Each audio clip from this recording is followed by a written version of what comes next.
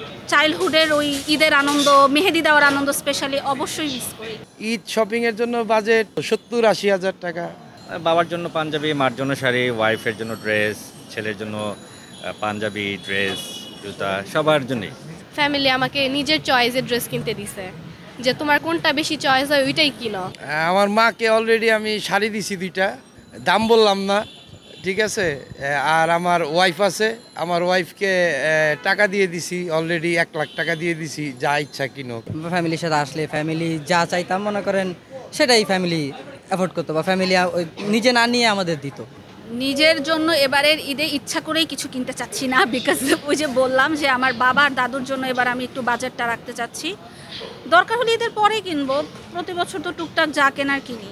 ঈদের স্মৃতির কথা যদি বলেন, আমার এখনও এভরি রমজানে আমি আম্মাকে বলি যে আম্মু নানুর বাসার কথা অনেক মনে পড়ে, বিকজ চাঁদ রাতের একদিন আগে চলে যেতাম, সব কাজিনরা থাকতাম, মেহেদি অনুষ্ঠানটা যেটা হয় চাঁদ রাতের দিন, অবশ্যই অনেক মিস করি। বিকজ নানা বেঁচে নেই, নানু আছে, বাট স্টিল যেহেতু সবাই এখন অ্যাডাল্ট হয়ে গেছি, সবার একটা আলাদা লাইফ হয়ে গিয়েছে, তো অফকোর্স চাইল্ডহুডের ওই ঈদের আনন্দ, মেহেদি দেওয়ার আনন্দ স্পেশালি অবশ্যই মিস করি। আর শপিংয়ের কথা যদি বলেন, ছোটোবেলা তো আব্বা আমার সাথেই শপিং করতাম। দেখা যেত যে আমার আব্বু আবার দামাদামি খুব একটা করতে পারে না, তো দেখা যেত আমি যেটা পছন্দ করতাম ওটাই কিনে দিত। তো এখন তো একা একা করি শপিং, তো মাঝে এই যে এখন যেমন আমি ঘুরছি শপিং মলে, আর ভাবছি যে আব্বু আসলে হচ্ছে এরকম এরকমভাবে আব্বুর পিছু পিছু ঘুরতাম আর বলতাম ওইটা পছন্দ এটা পছন্দ। শৈশবটা আগে তো, এখন তো আসি ফ্রেন্ডদের সাথে, আগে ফ্যামিলির সাথে আসা হইতো, অনেক এনজয় করা হইতো। আগে ফ্যামিলির সাথে আসলে ফ্যামিলি যা চাইতাম মনে করেন সেটাই ফ্যামিলি অ্যাফোর্ড করতো, বা ফ্যামিলি নিজে না নিয়ে আমাদের দিত। তো ওই ব্যাপারটা মনে পড়ে। বাজেট ট্রেন্ডস হিসাবে আমি জানি না, আমার আম্মু না, আমার সাথে কখনো সারপ্রাইজিং হয় নাই। আমাকে সবসময় আমার ফ্যামিলি আমাকে নিজের চয়েসের ড্রেস কিনতে দিছে, যে তোমার কোনটা বেশি চয়েস হয় ওইটাই কিনো, মানে আমার চয়েসই বেশি প্রাধান্য দেওয়া। বাবার জন্য পাঞ্জাবি, মার জন্য শাড়ি, ওয়াইফের জন্য ড্রেস, ছেলের জন্য পাঞ্জাবি, ড্রেস, জুতা, সবার জন্যই। আচ্ছা, নিজের জন্য পাঞ্জাবি, তারপর টি শার্ট, এই তো ক্যাজুয়াল যে জিনিসগুলো কেনা হয়।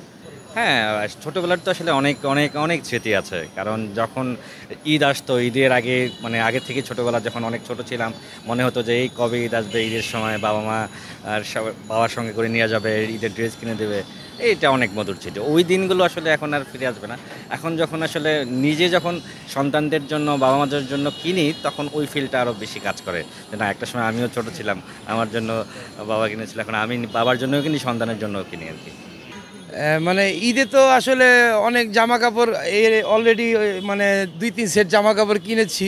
এছাড়া এখন আজকে মোবাইল কিনতে এসেছি, একটা আইফোন কিনবো, iPhone 15 কিনবো। না না, বড় বাজেট আসলে মেন কথা না, আসলে এই মানে মোবাইলের টাকাটা আগে থেকে জমায় রাখছিলাম, ঠিক আছে, এই কারণে আজকে মোবাইল কিনা হচ্ছে। ঈদ শপিংয়ের জন্য বাজেট কত, 70-80 হাজার টাকা। আমার মাকে অলরেডি আমি শাড়ি দিছি 2টা, দাম বললাম না, ঠিক আছে। আর আমার ওয়াইফ আছে, আমার ওয়াইফকে টাকা দিয়ে দিছি অলরেডি, 1 লাখ টাকা দিয়ে দিছি, যা ইচ্ছা কিনো, সাথে থাকবো আর কি, মানে ও যা ইচ্ছা কিনবে।